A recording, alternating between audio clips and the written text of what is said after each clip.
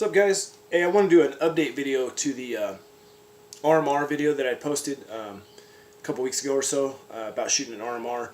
That was kind of my first real experience messing with it, and after I posted the video, my buddy who let me borrow the stuff, basically told me, you're doing it wrong, because I was looking at, what I was doing is I was just doing it conventional, just like iron sights. I was looking at the rear sight as the gun was coming up, focusing on the, looking at the target, looking at the front sight, then looking at the dot.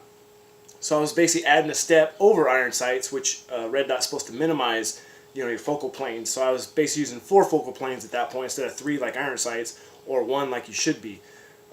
So kind of wanted to touch on it to maybe help you guys out to speed up the process of adapting to an RMR. And what it was is, or basically how you have to learn it is, a lot of it is on your draw stroke, or your presentation basically, is when you're coming out. And you really got that, get that gun flat out towards the target, so you can see the RMR in the sight. So the dot is actually in the window where you're not kind of fishing for it. And that's exactly what I was doing. I was kind of fishing for the sight. I'd basically come up and notice I was consistently high, where the dot was out of the window up high, and I'd have to kind of fish around and then flatten the gun out to see the dot. So what's really important, what I've learned, he sent me some videos to watch. Some Sage Dynamics, Aaron Cohen, I believe his name is. He is really thorough in all his videos. I really enjoy his videos. You got to kind of be wanting to learn about the subject he's talking about, because he's very in depth. So if it's not something you're kind of interested in, he goes really into depth. So as long as he's covering something you want to see, man, check that guy out. He's awesome. He's really great on how he describes stuff and explains everything.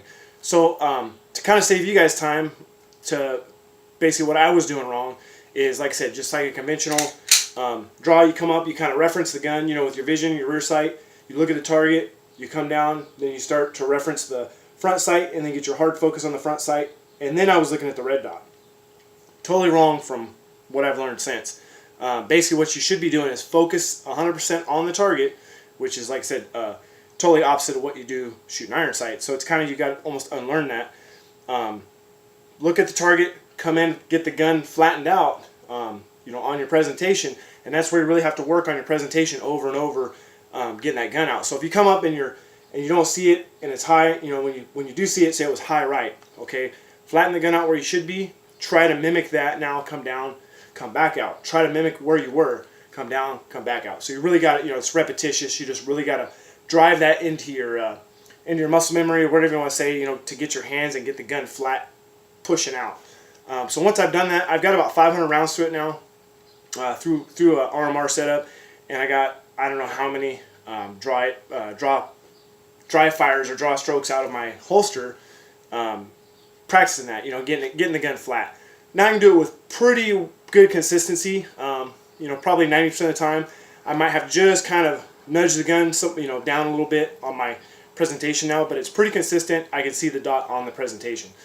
So that's helped a lot. Am I as fast at this point? Probably not. I'm probably still faster with iron sights, but I'm really working on the RMR thing. I'm really trying to get it down. And to me, it's just kind of another challenge in shooting. I like kind of challenge myself.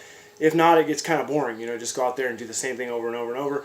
Even though it's good practice, it's just kind of a new element. And like I said, if you asked me this question 2 years ago, I'd say no way. I will never run an RMR. Red dot on a handgun or something. But these things are, man, well built. The cost right now, guys, if it's just about the end of the sale, so it might be gone by the time you see this. Cabela's, I purchased these at Cabela's for $3.49, free shipping. Plus, I went through a place called Active Junkie. It's just like a shopping site. You sign up. They got a 6% cash back if you click their banner to go to Cabela's site and then purchase it. So you get another $20 and some change off for a $350 purchase. So it brings it down to $330 basically is what the cost was on these, to get it delivered to me. Well, you pay the $349 and they'll kick you back, within a month or something. You get the price back from Active Junkie.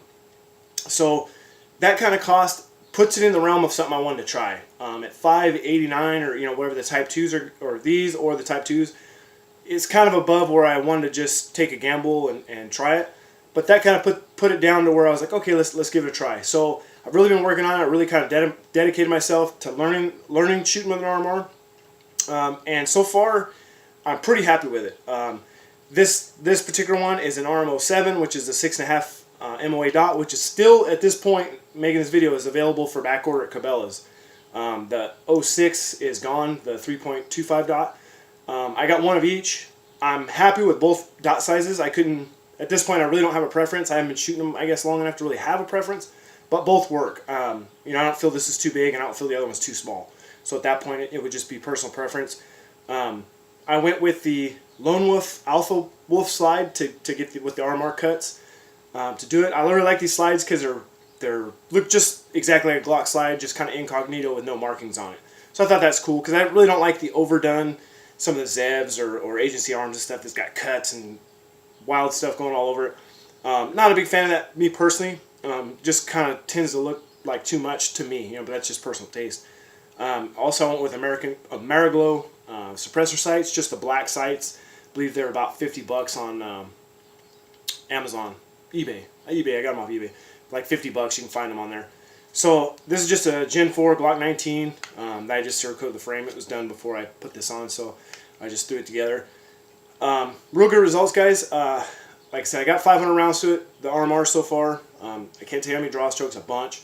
Try to get it out there. So I'm pretty confident with it now as far as starting to put it on as my EDC. So this, for the foreseeable future, will be my EDC. Carry will be, you know, Glock 19 or Glock 17 with an RMR.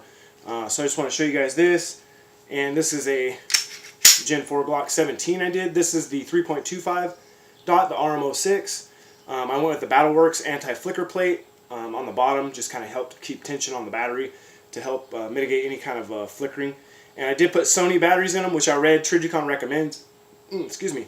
It's kind of the first diagnosis that they tell you to do, I guess, over the phone if you do have flickering issues, is to run a Sony battery instead of the Energizer they send with. And I don't know if it's dimensionally different or if they were shipping out maybe some old or expired or low charge Energizers. I don't know what the issue was, but that was a recommendation from them. I did it, and I haven't had any problems with it flickering. So like I said, I just wanted to give you guys, you know, an update. Also, these have an auto feature. I don't see this talked about a lot. They're adjustable. You know, you can go up or down the intensity of the dot depending on, you know, which side you push, the plus and the minus. And also, if you squeeze both these together for less than 3 seconds, because 3 seconds will turn it off, if you just give it a good pinch and let it go, both at the same time, it'll go into an auto mode. And what's cool about that, it auto adjusts from the ambient light coming in from basically the top of the sight is where I guess it picks up. So it works really good. I mean, I can go in a dark room and it'll dim. I can turn a flashlight on, and I guess the spill of the light is enough to come over and it pick up, and it will turn on. I haven't had it wash out yet, just practicing with it with a like a 600 lumen TLR light mounted to it. So if you're worried about that, you could just turn off the auto mode and you know, keep it in a little higher intensity. But great sight so far, guys. They haven't lost zero. You know, I've done, you know, one-handed racking with them, or I've racked them, you know, off the sight kind of deal. Because I want to see if they're going to fail. I'd rather them fail me playing with them in the range than on an actual bad situation I had to use it with. So I like to test my stuff. I mean, I don't really want to just beat it up just for the sake of beating it up, but I want to give it real-world testing of what, you know, I might actually do in a real-world, you know, situation. You know, as far as, you know, manipulating the gun, one-handed racking it, and prove to myself that it's not going to lose zero, it's not going to turn off, that kind of stuff. But if it does, I mean, worst case, you got suppressor sights. They're set up kind of lower third co-witness, and they'll co-witness down the gun. So if this optic does go down completely, as long as you can see through the window, you know, you can just shoot off your irons. So like I said, that with mud or fog or something, you might have a little bit of an issue. Even with fog, as long as you can see the dot, your other eye will kind of pick up the target, and then this eye will pick up the dot, so you can still use it even with fog. Mud is, like I said, mud on the outside, as long as you could still see the dot, you're still going to be okay. You're not going to see through the optic, but like I said, it's going to be, you know, you're going to pick up the target from your non-dominant eye and then the dot from your dominant eye. So I don't really feel that's a big issue there, but you won't be able to reference your irons at that point if you can't see through the optic. But anyways, guys, like I said, I just wanted to give it a try, put it out there, let you guys know they're on sale. Good deal for as long as it's going to last. It looks like the 3.25 is no longer available even for a back order, because Trijicon did discontinue this model. So what's out there is out there. When they're out, they're going to be out. They're going to be back to, you know, $550, $580 or something, and they will be the Type 2s. So anyways, guys, like I said, I'm learning. I kind of learned the concept of it, and it's doing a lot better for me. that I'm doing the right thing now, you know, how I'm supposed to do it. So I'll do updates later as we go to see if I still feel that way or if I'm getting any faster, or whatever, if I can eventually one day get to the speed I'm shooting irons with the red dot, hopefully. But anyways, guys, just want to put out there, awesome setup. Lone Wolf slides, these are really nice alpha slides.